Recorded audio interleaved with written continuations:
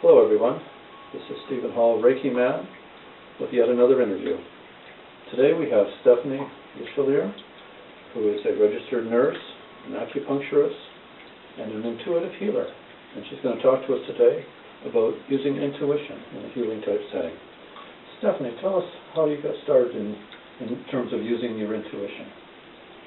Well, it probably began while I was a registered nurse working intensive care with a lot of very ill patients, and would get a lot of intuitive information at that time. And so I've spent probably 16 years in that kind of a setting, in a variety of different settings, and really had a chance to get a sense of what was going on with the body, with the spirit, with the soul.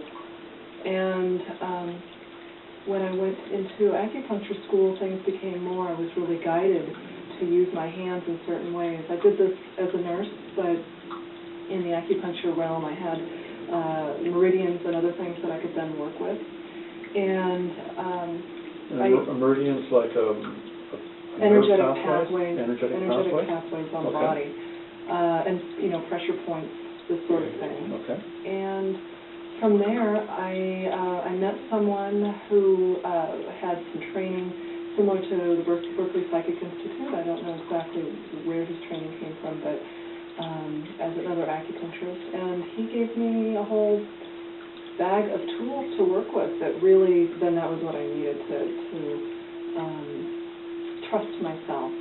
That what I'm getting. That's the most important key to being an intuitive healer, is trust what you're getting, that what you're getting is real. And so that then carried on into other things. So when I work on a person, I actually do an energy reading. So I sit down and I tune in to what's going on with that person energetically. So I get a lot of psychic information. I get physical complaints from the person psychically from their energy field. I see what areas, chakras, and other things to work with. And then I just go from there. I use sound, I use color in the process of the color puncture certification. I use acupuncture, depending on what they need. You mentioned some tools that you're actually trained to use. Can you give us an example, say your favorite tool or the most effective tool that you use? Probably I use a lot of healing guides. I use a lot of visualization. It's very similar to hypnotherapy, actually. Right. When I guide people, once they're in a more of a deeper meditative state, they can really uncover a lot. And so I assist them based on what I get, the information I get, for them to open certain areas of themselves, for them to fill with certain colored light, to release certain things. And so that's all just intuitively guided. And there are a lot of different tools, using light, using grounding things down into the earth, sending them out into the universe. Okay. All of those sorts of tools that can be used. All right. Can you give us an anecdote, without mentioning any names, of where your intuition proved to be spot on with an individual? I think it happens every session. Whether it's the person comes in and they sit down and I know exactly what's going on for them, and like, wow. Or sometimes it's specific physical discomfort that they're feeling. So it really happens each time. I don't think I could give one specific instance. There were when I was working as a nurse, I can think of some specific instances where I actually called a doctor and said, this person's actively dying, and no one had a clue that this person was going to leave. As soon as the doctor got there, they left. So that's kind of, and that was many, many years ago. Interesting. Yeah, so I had a lot of those types of experiences where I was really connected to when the soul was leaving the body. Okay. Well, hopefully most of your patients aren't here for you to get a checkout time or anything like that. Yeah, that doesn't happen these days. Oh, that's good. Well, hopefully not in this session anyway. No. All right. So can this sort of intuition be used in anything other than healing? Like, can you predict the weather or the stock market or anything? Absolutely, and there's so many tools that can be used. Just imagining calling in your higher self, because that's really our connection to all things, centering the self. And this is a really easy way for people who are new to all of this to test if they're having trouble making a decision, I often have my clients do this, have them really sit, center, imagine the center of their head, and then place their issue, whatever, should I do this or should I do that, in their hand. With their eyes closed, just let whatever it is, the one that isn't the right one is going to fall away and become heavy. Okay. So that's a very easy way of using your intuition. That's actually, what you're doing in that circumstance. And you have to ask it as a very, yes/no type of a question. So if you said, if I have 2 job offers, should I take this one or this one? Yeah, and you want to really be centered, and then just forget about it. You're not thinking about your hands. You're thinking about the center of your head. Okay. And you just put the questions in your hand. Should I stay here and do this, or should I go do this other thing?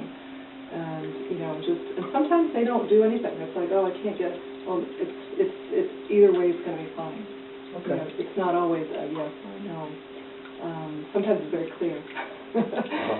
But other times it's like, oh, okay, so it really doesn't matter whether I go right or left. I'm still going to get to the same end point. Interesting. Yeah. All right. So for a person who's never experienced this and is interested in developing their intuitive abilities or their psychic abilities, what would the first step be? I think it really helps to have, I offer here in Tucson, I offer intuitive development classes, and we meet monthly. But if you're on your own, there is a book that has a lot of very useful information. A lot of that information also comes from the Berkeley Psychic Institute program, and Don't Let Psychic Scare You. Some people are like, well, I don't want to be psychic. It's really about developing intuition, about trusting the self, and learning how to deal with energy, our energetic boundaries. And that book is called You Are Psychic, and it's by Deborah Lynn Katz. You Are Psychic? You Are Psychic, yeah. Okay. So we recommend that book for our class, because we use a lot of those tools that we learned separately. They're out there. You'll find them in a lot of different people using those tools. Great. I know a lot of meeting planners would use that to say, what size room should I book for the meeting or something like that. Yeah, I mean, it's endless, really, what you can do with it, and it's so important to be connected. If we're not connected, how are we going to know where we need to go and in life? And so it's a vital tool for everyone. And I'm going to start actually doing classes for children to help them to keep their connection. Mind journey and movement for children. Interesting. And so that's going to be coming up, and I hope to make that much more broader available rather than just Tucson. I can envision doing that elsewhere in the country. That's so because the key is really keeping the child connected. Children are operating on their intuition all the time. You want to keep that connection. Then we don't have to, as an adult, say, okay, well now, how do I get that back? Okay. And the logic gets in the way sometimes, the analytical side of the person gets in the way? Right.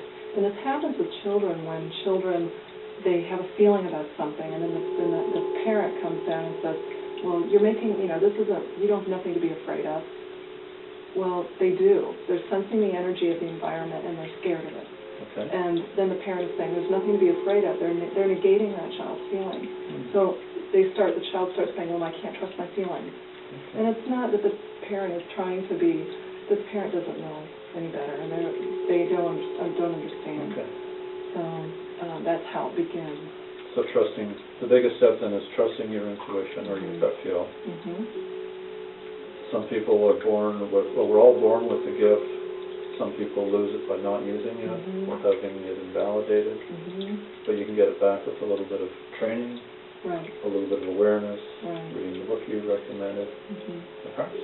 Right, and just also noticing, when do you negate yourself, oh, maybe I should go do whatever. No, well, I'm going to go do this instead.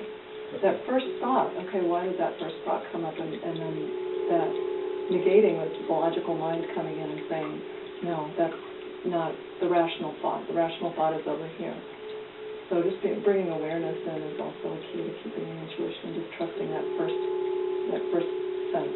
Very interesting. Are there any parting thoughts for our audience? Well, I think I probably pretty much covered anything else. Just trust yourself. Trust. Your higher self knows.